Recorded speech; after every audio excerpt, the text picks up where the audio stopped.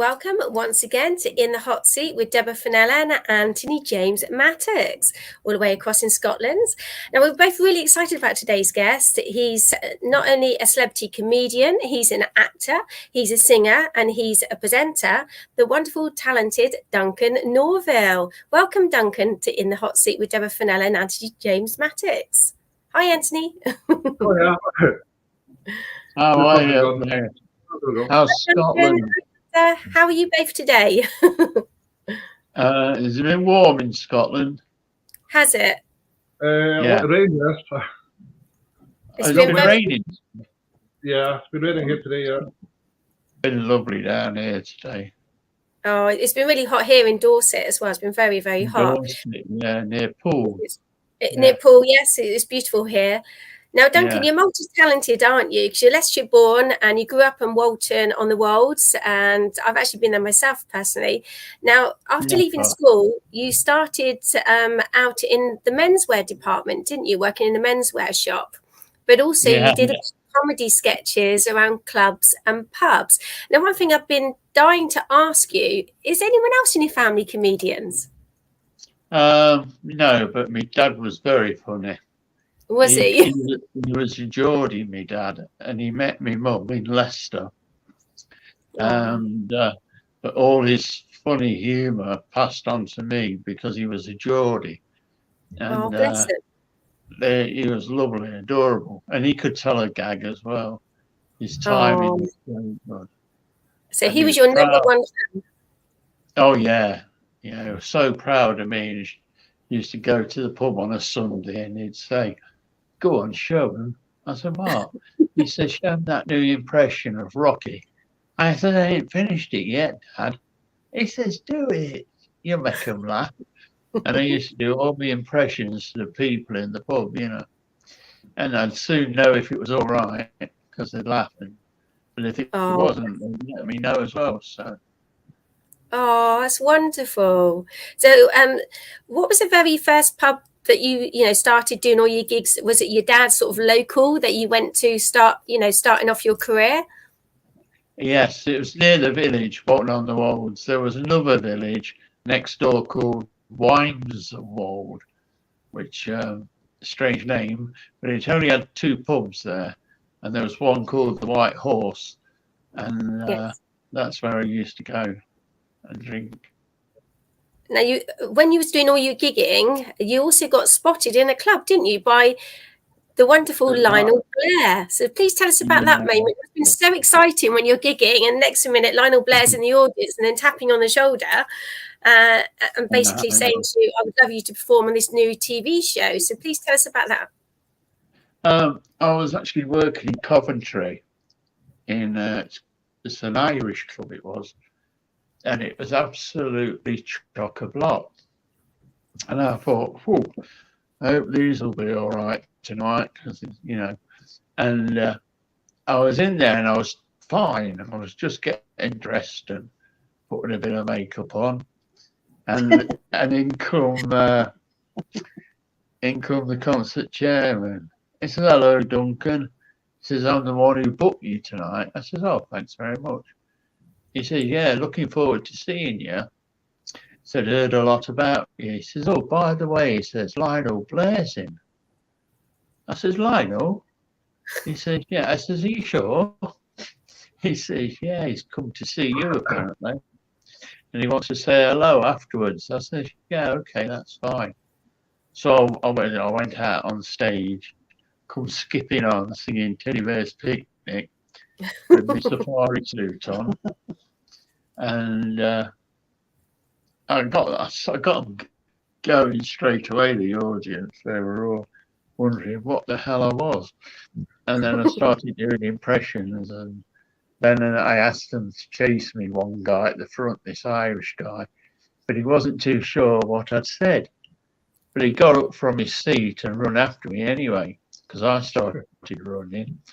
And he never stopped running till I got home in my car in Loughborough, Leicester. Still chasing me now. He never wondered what I wanted because he didn't catch me. Oh, bless him. Because it led to you working on the Saturday Royal show, didn't it? And you then had another 5 more appearances on that show. So how did it feel to actually be on, that TV appearance of that show the very first time? Was you nervous? I'd never met Lionel before. Only ever seen him on telly and everything. And I'd actually heard about this new variety show through the grapevine. And he said, I've come to see you, Duncan. He says, I'm doing a new show from Nottingham. He says, which I know isn't far from you. And he said, we'd like you to do the first show. I says, yeah. He says, now, do you need any writers? And I said, no. He said, well, do you want to get a 5-minute spot together? And he said, and we'll send you the time, the days, and what time your rehearsal slot will be. And I said, okay, Lionel. And he said, I look forward to seeing you. I said, thank you.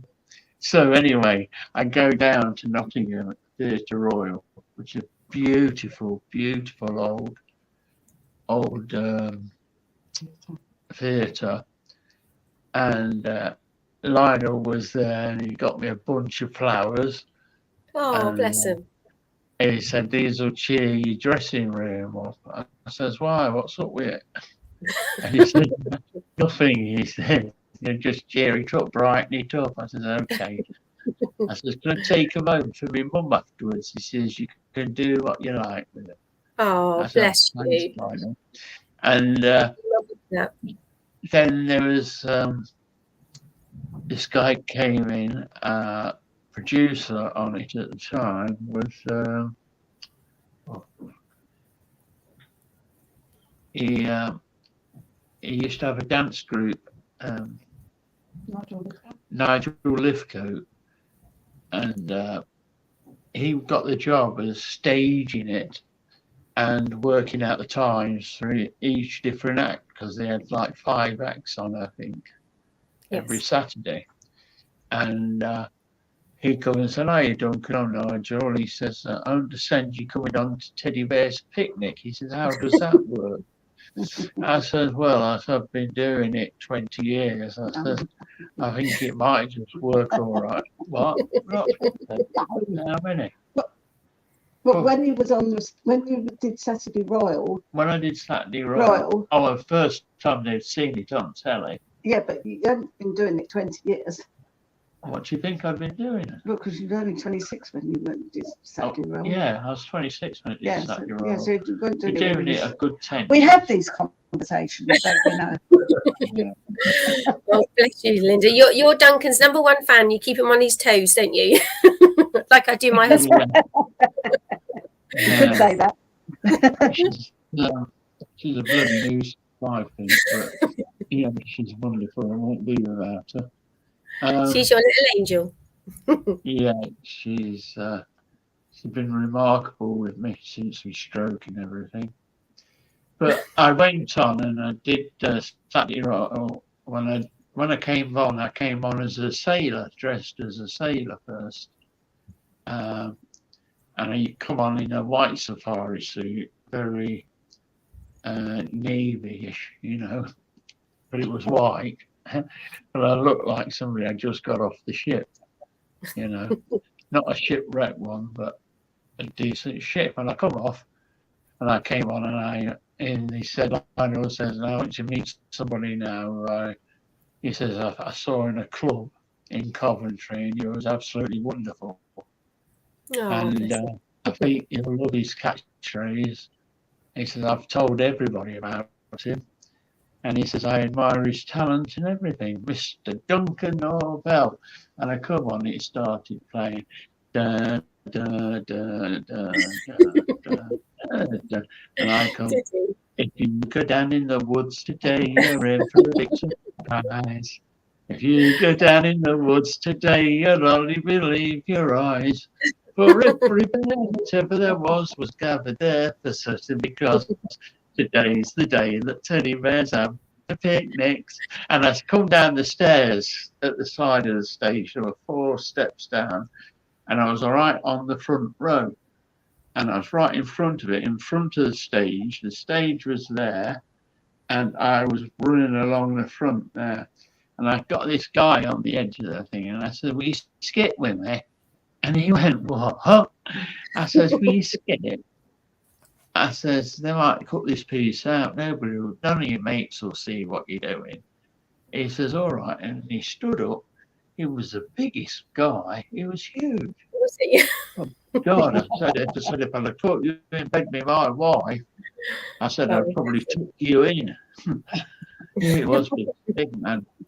And we skipped, and he started enjoying it. And we skipped up and down the front of the stage about 4 or 5 times. And then I let his hand go, but he grabbed it as if he wanted to do it again. So I did it again. And then when I got back to where his seat was, I let him go. And I said, "Is that your wife?" He said, "Yeah." I said, "She's nice." He said, "You are." And I thought, "Oh dear." And she looked and then I stopped, and then I said, "Go on, chase me." And he run right after me, and he run up the side of the steps. I stopped still there because I thought, "Oh God, first one that's done it in all these years." And I'm stood there, and I didn't know what to say. And I thought afterwards, when I come back off stage, I've got to have a gag there to get a laugh as he walks back to his seat. And it was quite, how can I put it, scary in a way, but it was so funny. The place was in an uproar. But he was very kind afterwards. I met him. I said, "What made you chase me?" He said, "I don't know." I said, "Because you said chase me." I said, "I was trying to shadow you a bit when I was skipping with you because I didn't want you to be too embarrassed what your mates would say." I said, "But when you chased me, I just took my breath away." I said, "I thought, you'll never chase me, you big." And he surprised you. Yeah, he did very much. Good job, you're good at running, Duncan, so you can run away. Then the show went out, and the amount of people that came on to ITV switchboard was amazing. There was thousands of people ringing up. "Who is he? Where's he from? Where you found him? He's so funny, him." And can you find him? Because my husband wants to meet him now. And I got all this stuff, which was it was a great opening for the television, a great first time spot. Most definitely. Amazing. And of course, Deborah, he said, "Would you like to do another 5 shows?" And I was working in the Isle of Man. It was summer season time. And I said, "Yeah." I said, "How's that going to work?" He said, "Well, we'll find a replacement act to go and do your summer season," in which they had to have an impressionist. And the person they chose was a guy called Paul Melba, who I knew very well. And he's a wonderful act, great impressionist. And he gladly went and did it while I could have the time off and stay in Nottingham and record everyone for the following Saturdays, which were great. I mean, it sounds fantastic. So exciting. Yeah, I mean, one of the sketches that I come on to was changing the guard at Buckingham Palace. And we got the 2 tallest male dancers, and we worked out this sketch where one of them came on first, and I was in the middle, and the other one was behind me. And we come on to the changing guards at Buckingham Palace. Trum, trum, trum. Christopher Robin was there with Alice. Trum, trum, trum. And I went, "Do you think the Queen knows all about me?" All in time, perfect steps. And I just stopped and turned to the front and says, "Do you think the Queen knows all about me?" And the 2 guardsmen went, "Sure to, dear, but it's time for tea." And they skipped off together holding hands. And I said, "Which one was that?" and that was one opening. And Lionel said, I love it. I love that. He said, the amount of people, he says, I think it's brilliant. And the other one I did was my favourite, if I can remember it. It's been a long, long time. I dressed up in a green safari suit, and I came on. Yeah, let me have a look at that. Oh, Just finished his drink. It's all right. That's okay. You just having a drink. Oh, bless you. That's okay. Oh God, sorry. Vodka. Wow. All right. And I came on in my green safari suit. And I came on dancing, and in the corner I'd got giant haystacks. Can you remember him? He was the wrestler. Yes. Yeah, and he was a huge man, about 6'7", 30 stone, and he was lying under this palm tree we'd got, with this axe in his hand. And I came skipping on, and I sang, hang on, I know a lumberjack, and his name is Stan. He's big and strong, and he's my kind of man. His hair was grey and his eyes were blue. He said he fancied me. I said I fancied you. He said, would you like to hold me chopper? I said, that's nice. I said, I've seen one before, but only once or twice. He says, can I hold it? He said, of course you can. But I couldn't pick it up. I'm not a very strong man. And I went up to him and touched him and I ran off and shouted, chase me. And he come after me with a chopper. You know, it was a funny sketch. Very funny. A bit like a Benny Hill slapstick humor, but very clean and funny, really. Yeah. Yeah.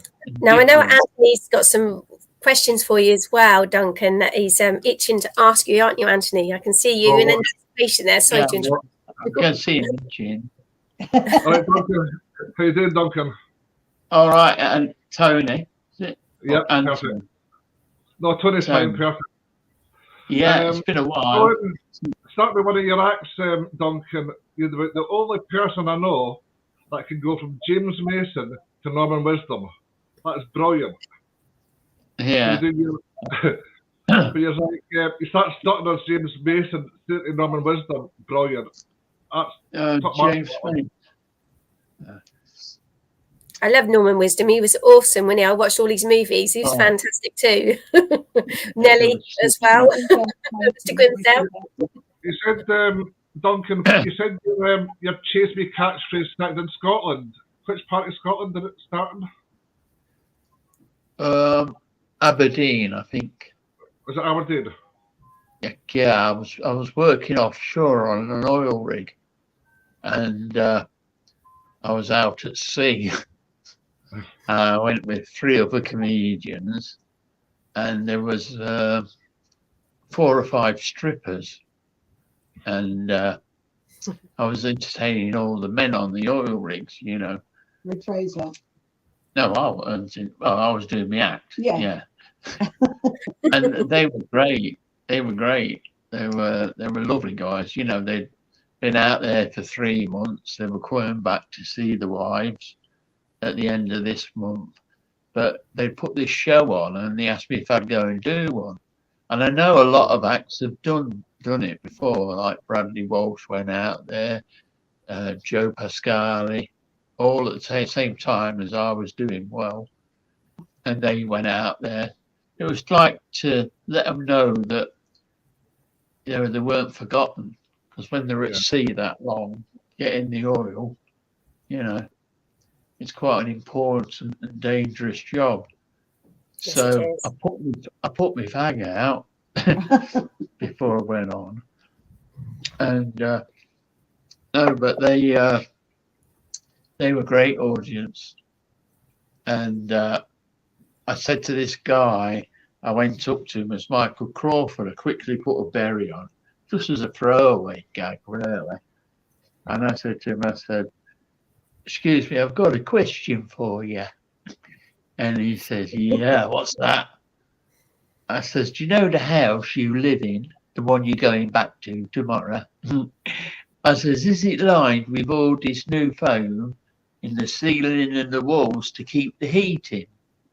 And he said, no, it's not. I says, well, you could be losing this much every week. And I picked his drink up and I drank it straight down.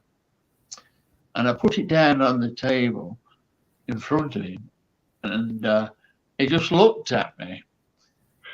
And I said, hang on, I'll get you one back. And I'm ordering another drink for him. And he stood up and he got the drink. And he sat down.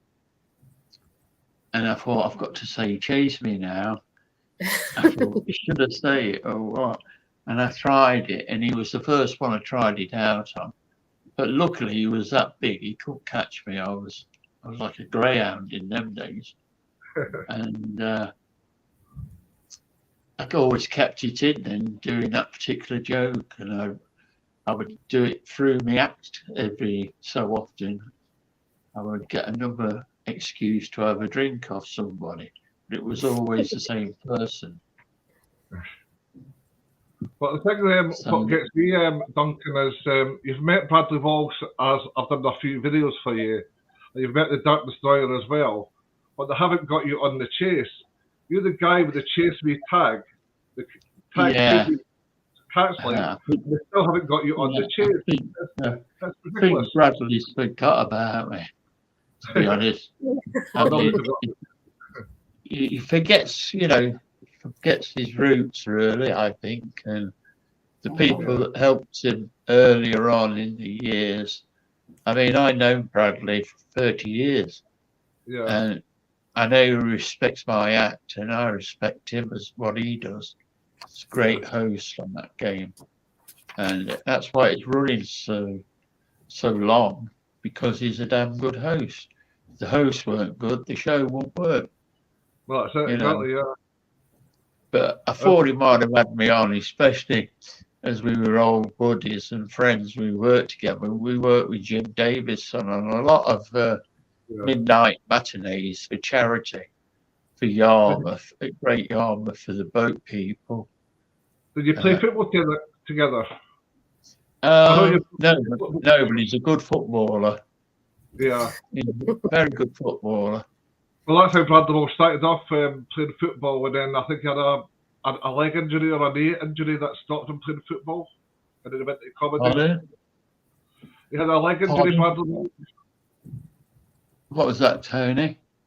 Yeah, Bradley Walsh, he had a leg injury, I think it was a knee injury that he had that stopped him playing football. He got a knee injury, didn't he? Yeah, he got a knee injury, because he could have played professional. That's right, yeah. Yeah. Very good, wasn't he? And I think Bradley started off, was it Wheel of Fortune was Bradley Walsh's first show? Wheel of Fortune, yeah, I think so. Yes. Yeah, I think you're right there, Samantha. But Isn't he, Bradley Walsh? And I recently saw Jim Davison because he came down to Wimborne and he was live on stage. So I went along with some family members and we saw him on stage. Yeah, he's a great actor. He's He could be a bit risky, Yeah, a bit blue. Apart from that, he's been a bit cheeky. Like he kept saying, he's been a bit cheeky, bless him. But you knew that he didn't mean anything by it, by what he was saying. This is just the way I am, bless him. Yeah. He's getting a bit more timid as well, but look, tell him I said that. He's been quite busy, isn't he? He's getting a better person as he gets older, Jim. Yes. He's certainly great. It's great. There's one Generation Game was a good one as well when Jim did it. Yes, he did, didn't he? Generation Game. He's very good at it as well, presenting. Yeah, he was. I'll never forget the sketch he did with Jethro. Yes, that was good, wasn't it? About the dike. Yes. And this is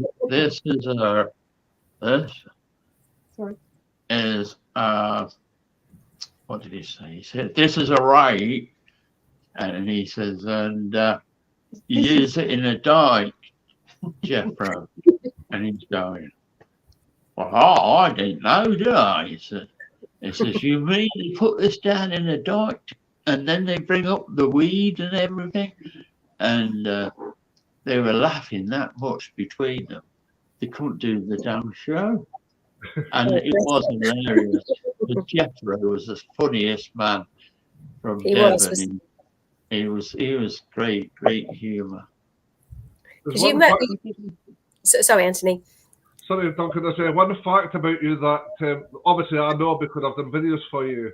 But if you tell the audience what could have been your big break was Blind Date. Yeah, I did the audition for Blind Date. Yeah, I was asked to do that show, and I did the pilot for it. Sorry, and I went to London for 2 or 3 weeks and learnt the show because I'm not used to cue cards. I don't like using them, so I had to learn everything about the contestants that were coming on, and I just ad-libbed it. I mean, I actually put the game show in the middle of my act, because I did my own warm-up. I'd go on first and do half an hour, and then I'd say, right, we better start the show. Forget that when the cameras are running, it's 50,000 an hour. So I had to stop telling jokes and get on with the game show, but it was very funny. Very funny. And I've got the pilot. After all these years, they gave me the pilot. And nobody's seen it apart from myself and my friends. I showed it to Bobby Davro, and he said, you should have got the show done. There's no bigger loss in show business than that. It's such a shame. You would have been fantastic, I think, personally, Duncan. Yeah, well, I've been fine with the men and the ladies, Yes. I gave them the greatest respect and got some good laughs out of them. Most definitely, I think you would.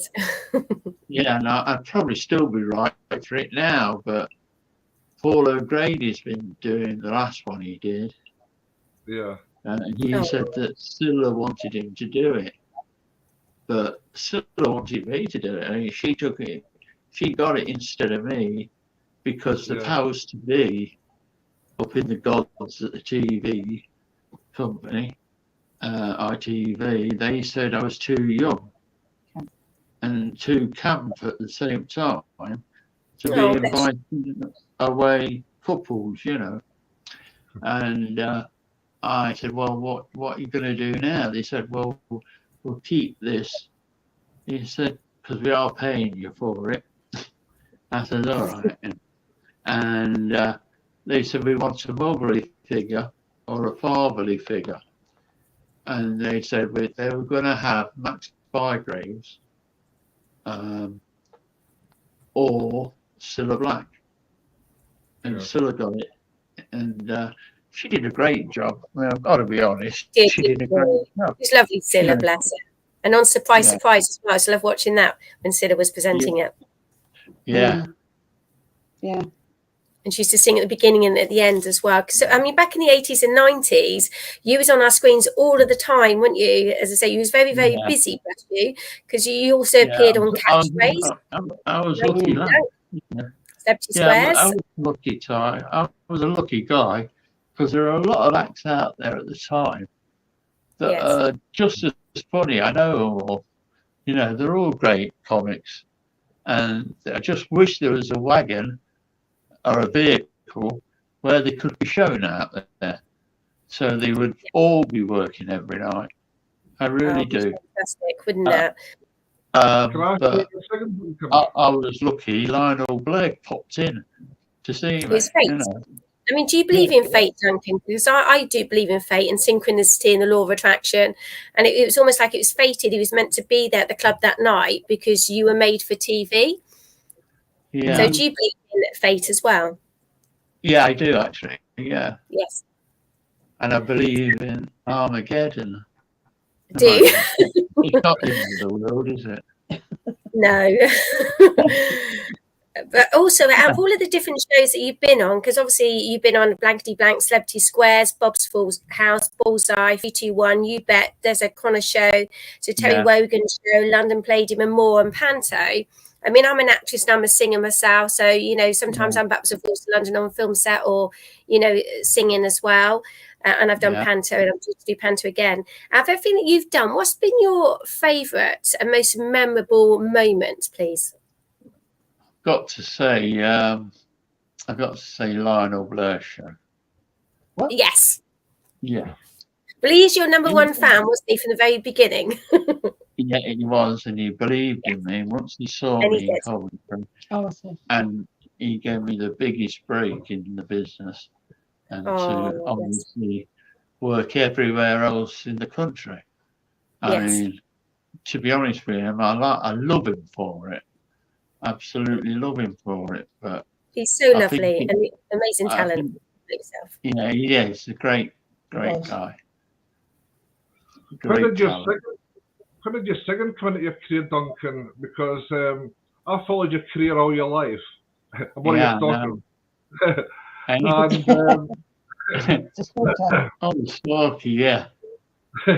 And I followed all your comedy careers, all your shows you've done. Your impersonations is brilliant. But when did the singing come into it? That's what threw me. I never knew you were a singer. Because I hear you got a lovely singing voice, Duncan. I mean, do you do opera or is it contemporary? Because I can sing opera and contemporary as well. What's your favourite sort of genre? Mine was a bit both, really. You know. Oh wow! I love Michael Ball singing. And, he's got a lovely voice. Then I love Neil Diamond. So. Oh yes. You know, a bit of rock. Michael Bublé. I mean, I could go on and on and on, but I don't style myself. I just sing whatever comes out my voice, because when I had my stroke, it took away a bit of my voice box. That was a long time before I could actually talk. Now I don't shut up just in case I go back to not being able to say nothing. I never listened, you know. There's one thing about your stroke, Duncan, I want to cover. Because you're like me. Obviously, in 2012, I had the brain op that could have finished me off. The stroke could have finished you off, and you're a fighter like me. I just carried on. Can you tell the viewers about the taxi ride after you initially had the stroke and what you had actually said to the taxi driver? Oh, when I had the stroke. That's right. Yeah, first day. Yeah, I was in Blackpool at the time, and I was just rehearsing that night before I opened on Saturday. So this was the Friday night, and I was opening in Blackpool with a summer show, and I was on with Camden Ball, bless him.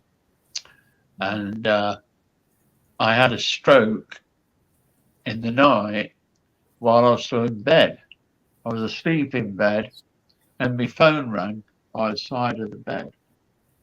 And I got it, and I didn't get it in time because got a bit of a sharp pain down my side. My foot was dead. I couldn't feel my foot or my arm. I couldn't move this left arm. And I eventually managed to get to it, and it went off. Now, I didn't know, but I hadn't got recall on the phone upstairs, but I had downstairs. Yeah. I knew that. And so I got out of bed, and I thought I'll have to go on my bum along the landing and then go down the stairs somehow, because I couldn't stand up, couldn't get me weight level. But eventually I did it, and I got down the stairs, and I've got the redial, and the number was this girlfriend I was living with at the time in Blackpool, and she was out singing, working in the clubs. And I didn't feel very well that day. And when I went to bed that night, I said, ring me in after you've done your first show, let me know it went well, and I'll get up and make a cup of coffee or something when you come in. She said, okay, but she remembered to ring, which could have saved my life in one way. Yeah. Because if I didn't hear the phone, it wouldn't have woke me. And I'd have had the stroke in my sleep, and it would have killed me. Doctor told me that. I would have died in my sleep. And that's Thank God she rang you at that moment in time, Duncan. You know, because like you say, she saved your life, didn't she? Yeah. Anyway, I got downstairs eventually, and I thought, I've had a stroke here. Because at the time, there was a lot of campaigning on the TV. You know, is your face straight? Have you got a headache? Have you got this? Can you move your arms? And if you can't do that, you've had a stroke. So straight away, I thought I better ring an ambulance. Then I thought, if I ring an ambulance Friday night in Blackpool, I've got no chance. You know, they're so busy. And I thought, I'll ring for a taxi. Yeah. And I rung this taxi firm that I always use. So when they picked the phone up, they automatically, this woman said, hello, Duncan, it's Brenda. I says, hello. She says, are you all right? I says, not really. And she says, why, what's the matter? I said, I've just collapsed at home. I said, I think I've had a stroke.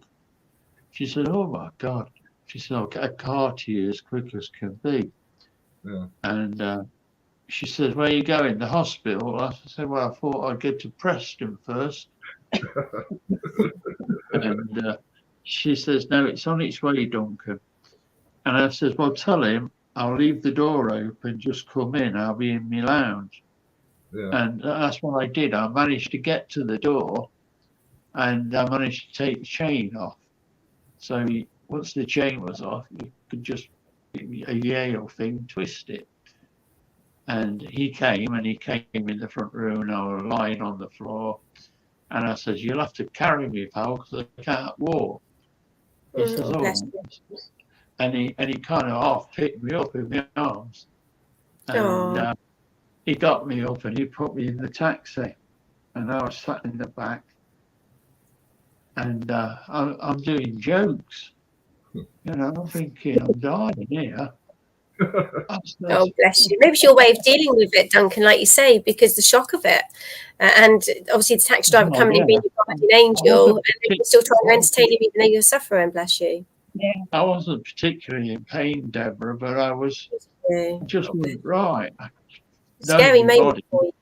Scared, and I was scared what was going to happen to me. Oh, bless you. I got there, and he said, shall I go and get a wheelchair? I said, unless you want to carry me.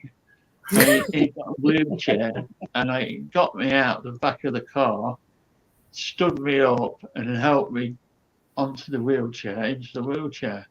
And when he pushed me in, they took me into this room straight away. And it was all got the curtain round it. I was lying on the bed. Doctor come in and he had a look at me. And he says, I'm just going to give you an injection. He said, this will make you better. Don't worry, you have had a stroke. They'd done an ECG on me as well while I was lying there. And he gave me this injection and I just floated off. I floated off into a different world. And bless you. I was actually coming off the bed. Is this other Really? gospel? Yeah. Wow. It must have been a strong drug that they gave you. It was a bit of an out of what do you call body it? experience. Out of body experience, isn't it? And I remembered everything.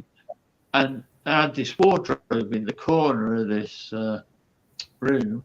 And as I got level with the wardrobe, I remember wiping my hand across the top of it, and it was thick with dust. And I said to the taxi driver, he was stood out the curtain.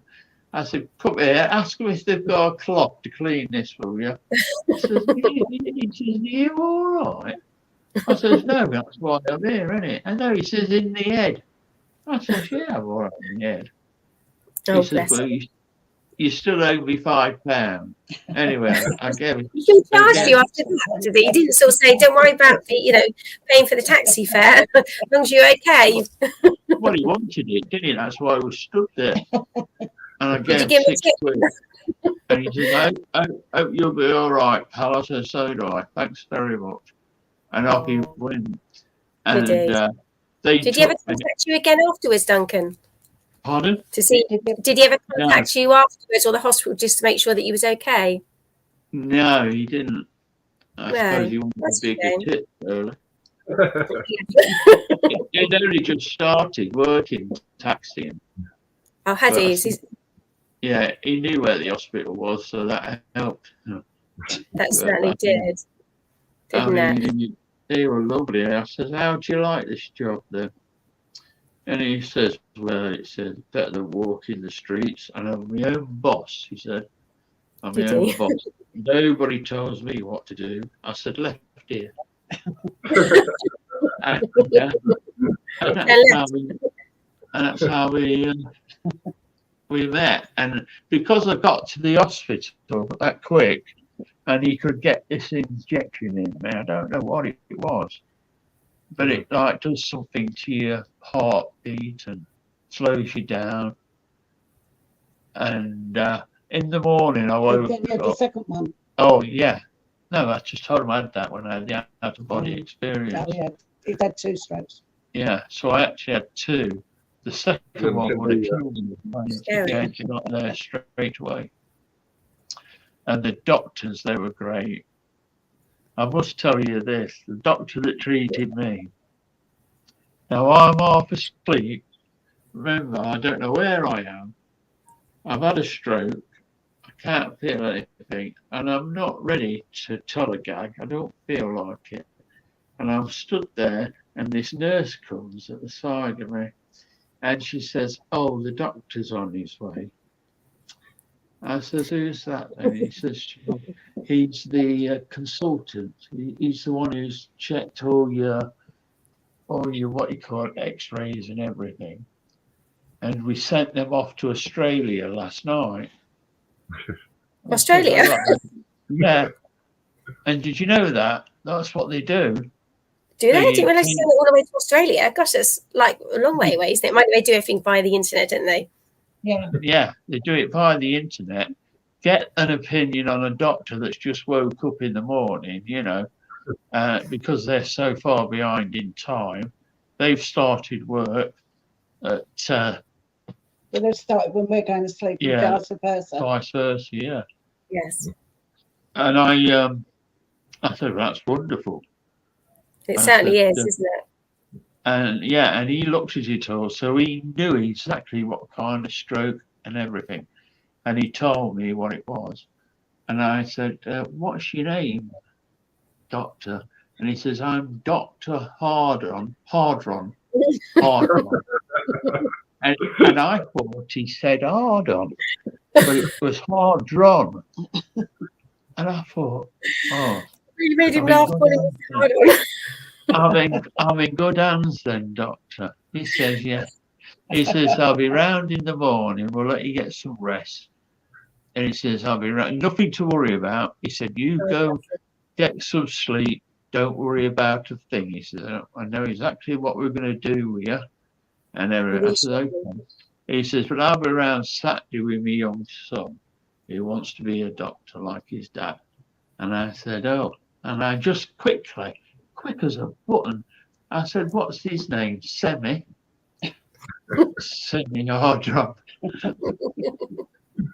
And he says, no, it's Andrew. I said, I remember when I wake up. And the nurses were crying. We were laughing. Really? I bet they loved you being there and entertaining them as well. Oh, they did. I drove them mad, but they were brilliant, I was waking everybody. I was waking them all up in the night because I was sat up in my bed at night watching my laptop and looking at things on that, and then all of a sudden I'd go, hey Adrian, I do it still on now, it sounds a bit rough. I would go, hey, Adrian, you know, and I want some water, Adrian. And there was this coloured gentleman called Adrian, you know, and he used to come across. He says, "Shut up, Doug, you've got them all laughing." He says, "Half of these tomorrow," he says, "they're going in for major operations, and some are coming out of them." He says, "You'll split the stitches." I says, all right. Because, you know, some have gone in there and had prostrate done and all that. And he says, "You'll make them split the stitches if you start laughing." Can I just tell you something as well while we're on the subject of hospitals? Duncan wasn't a particularly patient, shall we say, and used to get quite bored, and he was in there for a long time. Oh. So we thought we'd have, you know, a little bit of a joke for them all. So you know the men's bottles they used? Yes. The paper mache ones. Yes. Well, Duncan thought it'd be great fun. He went in the sluice room where they keep them all, and with a biro, he made holes in them all. Made holes in all these teapots. Oh, did you? Did you get told of the doctors? Well, not immediately, but of course that night when all the men had got their pots and they'd been using them, it was nurse, my bed's all wet. And of course the nurse come up to Duncan and said, "Are you okay?" "Yeah, mine's not wet, no." And of course then the penny drops. They said, "What have you done here?" "I haven't done anything," he said. And then he phoned his mum. They actually phoned his mum to come up and tell him to stop mucking about. Did they? And did your mum come and tell you off? She did, didn't she? They said, "You've got to be serious while you're in here." Well, you know, and then it's a little bit difficult. This guy who just had a prostrate operation, he went by with one of those drip stands, and he'd obviously been on the saline or whatever. And he walked by, so there's all this clear water in this plastic drip thing. And I said, "Hey up, Pops." And he went, "Hello." I said, "You've lost your goldfish." He says, "What?" And he looks up and there's nothing in there. It was funny. Oh, I soon knew he was off his head, because he come back the next day and he'd got 2 in there. And I said, "Where did you get them?" He said, "My son got them." He said, "That one's called 1 and that one's called 2. I says, "What happens if 1 dies?" He said, "I've still got 2. Sounds like you met some wonderful people there when you was in hospital. I mean, I've had lots of friends myself, and you know what you're going to meet, do you, when you go into hospital? I've had lots of surgeries over the years. You meet some wonderful people. What do you do without them? They're wonderful. You know, they certainly are. Nurses. They do amazing job. Yeah. When somebody saves your life, and most definitely put you back on the earth, what can you say to them? I know they do phenomenal work, as I say, don't they? Bless them. Oh, they do. And you've also raised money for charity as well, haven't you, Duncan? You know, you've raised thousands and thousands of pounds for charity, including for the stroke charity, but Homeless Worldwide as well, and other charities. So you do phenomenal work. And thank you so much for all of the work that you do. And you're also a landscaper, I've been reading about, and you like to play golf and you also like to play darts, but you've also been doing some gardening for some of your celebrity friends, haven't you?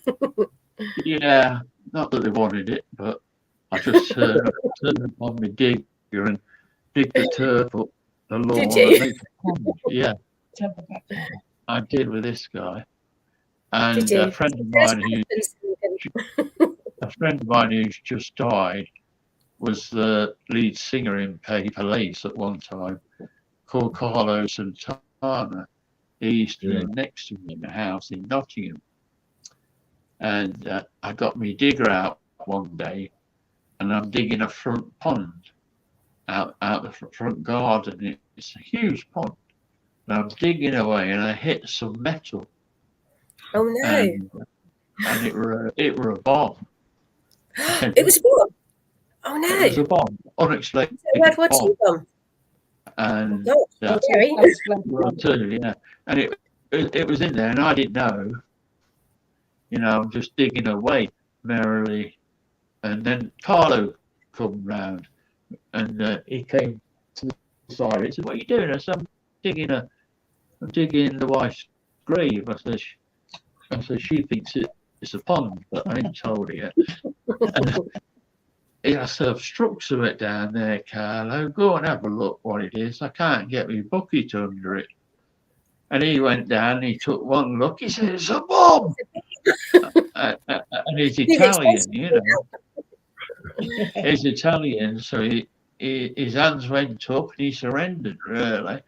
And he says, you silly devil. He says, it could be still alive. I said, it's ugly. Hey? No. You never know. Neighbours had a bomb in their garden. We rung the bomb squad, and they came out with the police, and the bomb squad turned up at the same time, and they evacuated the area where I lived within a half-a-mile radius.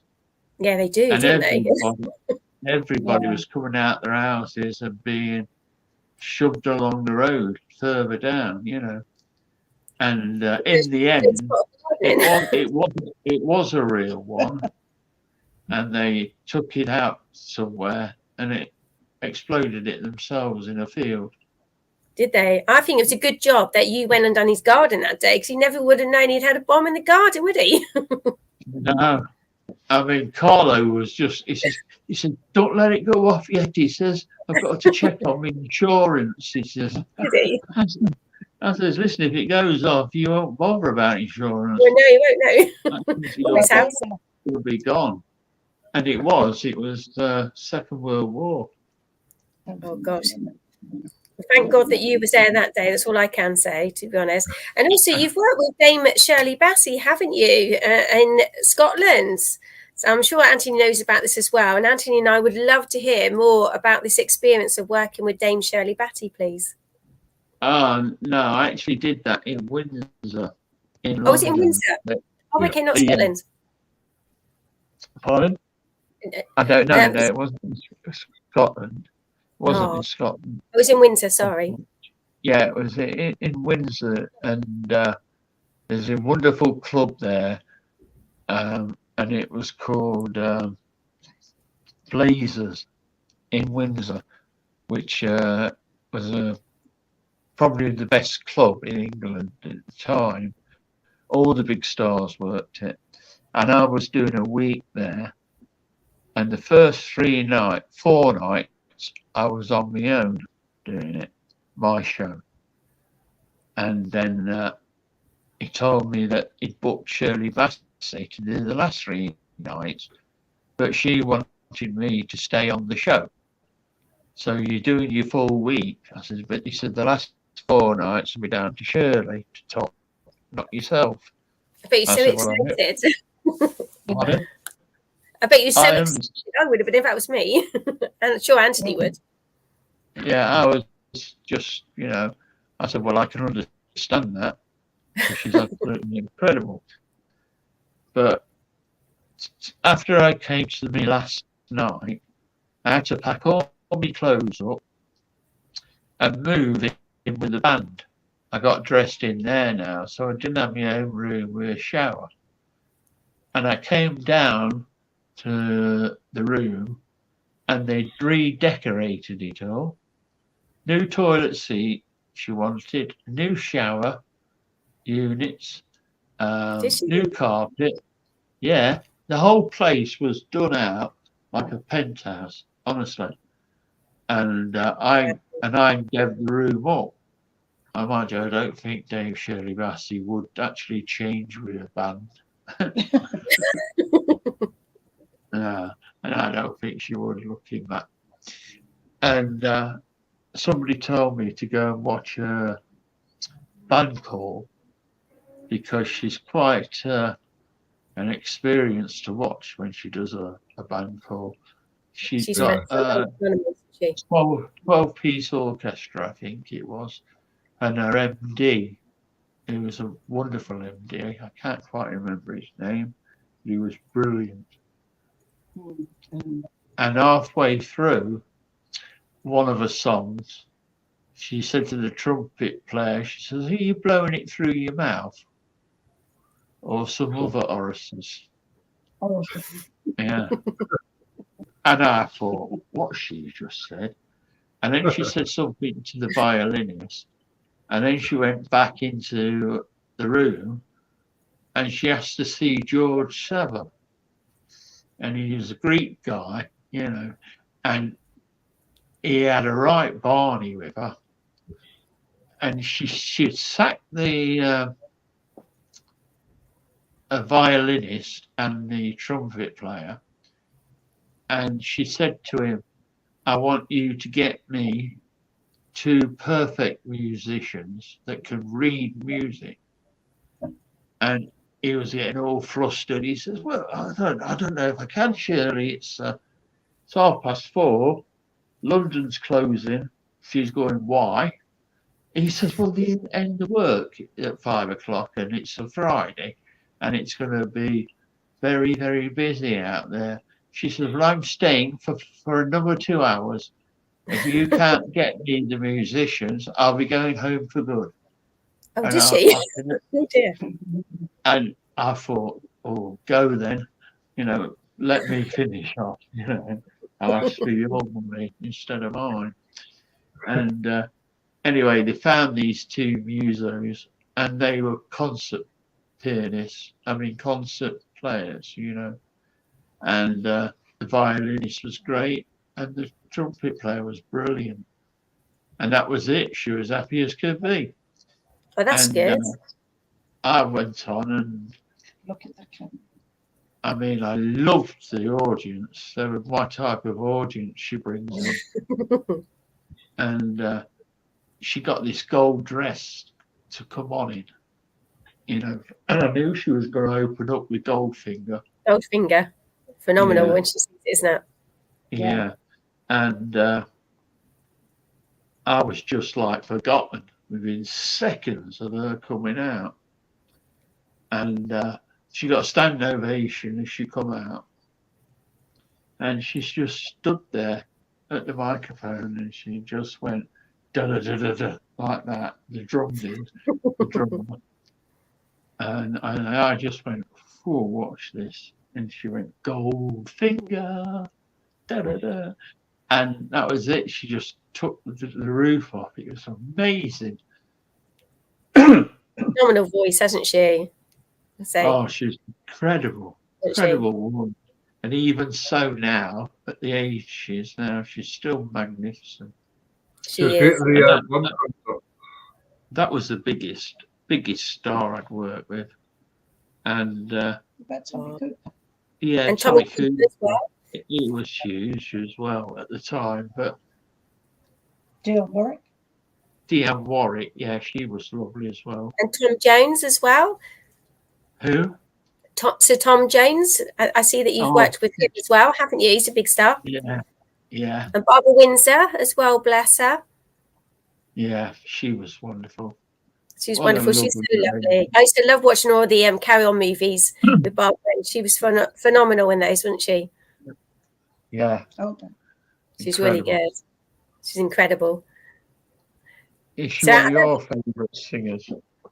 I must admit, my favourite singer of all time is Kate Bush and Sarah Brightman. I mean, I used to sing Kate Bush's Sarah Brightman, from the age of 9, and after listening to Sarah Brightman, I studied for myself, and I'm a grade 8 top soprano operatic contemporary singer. So I think they were, phenomenal vocalists. But I like lots of different vocalists as well. Whitney Houston, she was amazing as well, wasn't she? Yeah, of course. What a waste! Look at this. I know, so sad. Where's my drink? I'm holding this. Holding the table. Hold that. I know Anthony Duncan would like to ask you about your latest show that you're going to be starting on the 4th of September, wouldn't you, Anthony? Yes, well, I've done obviously the promo video for it. Hopefully we're trying to get live entertainment back again. rather than people watching telly, just to get them back out into the stages, into the theatres. So hopefully Duncan's show will bring the audiences back into the theatres, the houses and stuff. Yeah, get me back out. Wimborne, Duncan. We've got a lovely theatre here in Wimborne called the Tivoli Theatre, and love to have you down here. We've had lots of celebrities on the team. Yeah, I don't think I've ever done that one. I did the one in Bournemouth. Yeah. The Pavilion or the BIC? Because we've got the Pavilion or the BIC. Yes, that's lovely. And that was with the Crankies. Oh yes, the Crankies. I used to love watching them. Yeah, and Davido's. Yeah, they were awesome, bless them. But we'd love you to come down to Dorset. And I'm sure that Anthony would love you to go to Scotland, wouldn't you, Anthony? Well, we're going to try and get Duncan on the Edinburgh Fringe. Not this year, obviously, but hopefully next year, the year after, we'll get him back into the Fringe. Yes. I would love to go back up to Scotland to work. Well, but that's Usher Hall for you, Duncan. Yeah. You're doing is Berwick-on-Tweed near Scottish border? Yeah, it's miles away. It's on the border. It's on the border. I say the border in Edinburgh. You're not proper Scottish at Berwick-on-Tweed. You're just a Geordie lost, ain't you? He's doing a show there in November. Oh, are you? Yeah. So how many shows are you doing between now and Christmas then, Duncan? How many have you got booked in? Oh, probably 2 dozen. 2 dozen. You're going to be very busy, bless you, aren't you? No, not Yeah, I mean, I'm just getting stronger all the time, and with time and things come back to me. And that's good. Dare I say it, I get better. But yes. I just don't run around so much, That's the only difference. Mind you, I don't have too big catchphrase now to push Have me. you got any more plans to do panto in the future, do you think? I could do the speaking mirror or something, the character behind the mirror. I played Wishy Washy in Aladdin going back a couple of years ago, and I'm going to audition. It's called Freeze, but it's similar to Frozen, so I'm going to be auditioning for that next month, which is good fun. But I love doing panto; it's good fun, isn't it? Oh, thank you. Who else is on that? Do you know? It's just a local production here in Dorset that I'm actually doing, but I'm involved in a charity West End musical for Mark Baxter from Grange Hill. You must have heard of Grange Hill.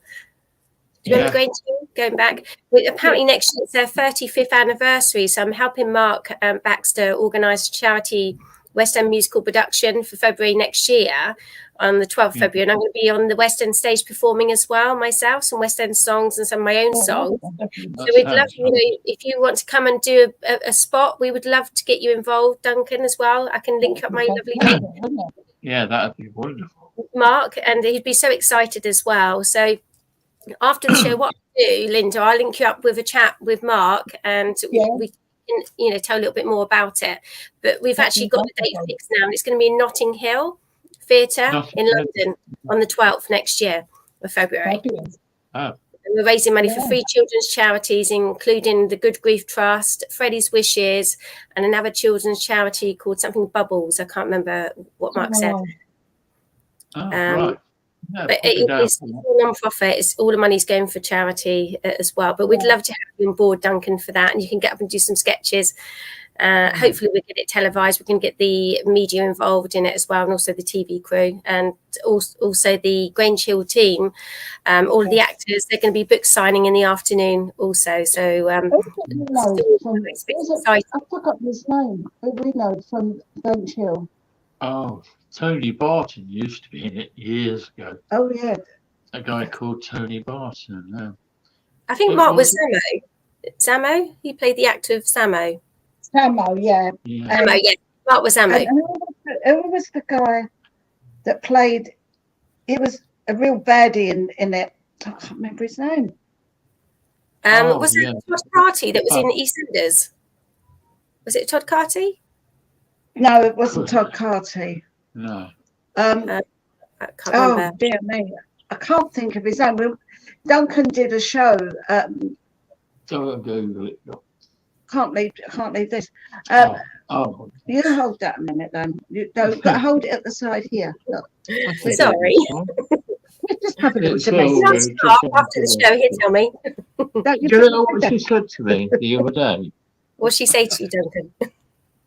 She said, "Give me one good reason why I shouldn't get out this chair and walk over there and go through that door and not come back. Give me one good reason." Oh, bless Linda. I'm sure you didn't mean it, Linda, did you? No, she didn't, and I helped her out. Oh, did you? I said we ain't landed yet.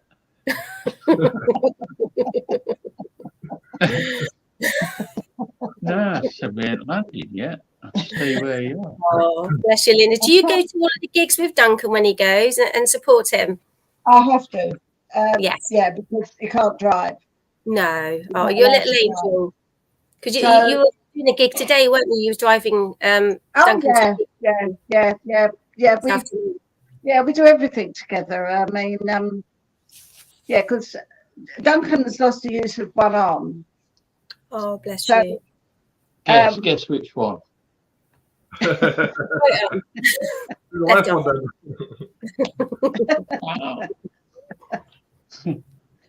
So it's very awkward for him to dress and things like that. He can, but it takes him longer. Yes. One thing he can't do is tie shoelaces. So you time for him, don't you? Oh, you're an amazing job, bless you. Ain't we? Yeah. We're a good team. Getting them. There's a gentleman asking for you, Duncan. Do what, Tony? There's a gentleman asking for you, Duncan.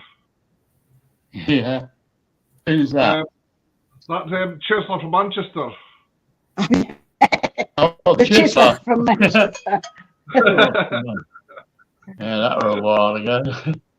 Oh, yeah. Funny that, isn't it? 1988. But Tony, you've done amazing for Duncan. Yeah, you've done great for me, Tony. You've helped me a lot, thank you. He's a little angel, aren't you? Yeah, he is. Yeah, I appreciate it. I appreciate it. I mean, I get people ring me up and say, like a couple of months ago, I go do. Shake the pineapple, shake the tree. Hey, Michael. Yeah. Oh, really? Did you see one of Anthony's amazing videos today? Because Anthony's phenomenal doing his videos. I'm really blessed. He's done a lot for me, haven't you? Oh, he's amazing. The video. Yeah. He rung me up, didn't he? Dean Michael. Yep. A few weeks ago. Yeah. And he says, I'm doing this show in, oh God, where was it from? Yeah. Cambridge? Cambridge way. And I said, yeah. And he says, it's a charity function, he says, but we'll pay your expenses. I said, okay, Dean. I said, how long do you want me to do? He says, well, do whatever you can. I said, okay. Anyway, we went along and it was a wonderful old building. And, it's an old church. Yeah, it was an old church. Converted church. Yeah. It's lovely.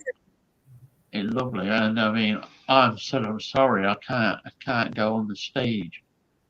It used to be a church, didn't it? And he says, yeah. He says, why not? I said, I've been married 7 times.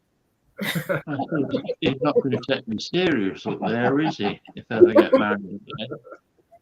And he said, no, just go on and I'll do the first spot, you do the middle spot, and I'll finish off. But it was sold out, and I think we must have raised about 10,000 just to, for the church. And I thought, what a great time. And he's a lovely guy, he is. Oh, bless him. Yeah, he's always nice, friendly, and he helped me, and his soundman was great, Oh, wonderful all the way up to heaven. And so lovely that you was able to support him, Duncan, and appear in his show. Yeah. Wasn't it? Yeah, oh, bless you. It was now, great. unfortunately, we are running out of time now, so I'm going to let Anthony ask you the very last question this evening. Anthony, down to you. Only one question I want to ask. Where's the green feathered bird? Did you what, Tony? Where's the green feathered bird? I thought we were going to get Orville tonight. Orville, yeah. I told you about what happened to me at Skegness, didn't I? Yeah, you did, yeah. Yeah, when the old woman on the second row back said, "When you getting Orville out?" I said, "What, love?" No, when we get the bird out. She says, You're Orville, aren't you? I said, "No, that's Keith Harris." I said, "I'm Duncan Norvellle." She says, "Well, last time I saw you, you had a bird." I said, "Yeah, I did." I says, "But I haven't this time." She says, "Yeah, but you probably got him in the car. Go and get him." And I didn't know what to say to her. I kept calling for the nurse, but she weren't around. Oh, she was sweet. She'd obviously got it mixed up when she read the poster. Look in the camera. Oh, bless her. Apart from that, I've been all right. Oh, bless you.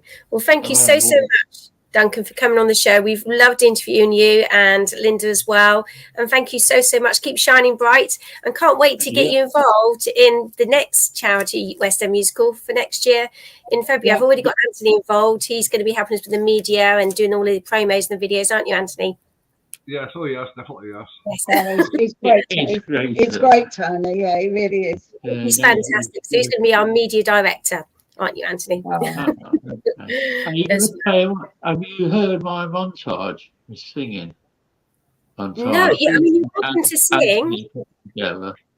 Oh, yeah. No, I'll get Anthony to send it to me, but you're welcome to sing and do a bit of comedy sketch or even sing with me if you like, Duncan. We could do a little song together if you like. Yeah, that'd be I don't mind. That'd be lovely. I look forward to that. I want to see Duncan do Wuthering Heights. That would be brilliant. I am actually singing Wuthering Heights on the stage, and also my latest single, Touched by an Angel, and I do dress up as an angel, and I've got proper angel wings as well. But you can maybe come on and do a bit of comedy. Yeah. I could see you actually coming and do a bit of comedy. That would be quite funny. It'll be great fun. Oh, bless you. Yeah. Well, thank you so much. I should keep you posted, and I'll link you up with Mark as well after the show this evening. That'll be wonderful. Yeah, keep in touch and let me know. I will do most definitely. I'll be on it tonight for you, Duncan and Linda. But thank you so much, both Anthony and myself. We've loved to interview you both this evening, haven't we? Oh, definitely, yes, Duncan. I love chatting to you. We've chatted many times and that, and it's just, as I say, to have a hero being a friend, it's just amazing. Well, so are you actually, Tony, with what you've been through as well. Yeah, you've been here. He started in 2012, the same as you. We're still here last month, and that's it. Oh, bless you. Well, thank you all so much. And keep shining bright as well. We'll look forward to interviewing you very shortly. And I want to say a huge thank you also to Salima and Moinul, our London producers, and to also our sponsor, Dip in the Pond, for landscaping as well. So if you need any landscaping done, Dip in the Pond is fantastic. I can highly recommend them as well. Now, we'll be back again in 2 weeks' time with another wonderful guest in the hot seat. And actually, it's one of my friends, Richard Dalton. And he's going to be talking about his latest fashion show in London as well. So he'll be the next guest on our show. But it's going to be bye for now until we're back in 2 weeks' time. So enjoy the sunshine and hope you all have a fantastic weekend. Thank you so much. Bye for now.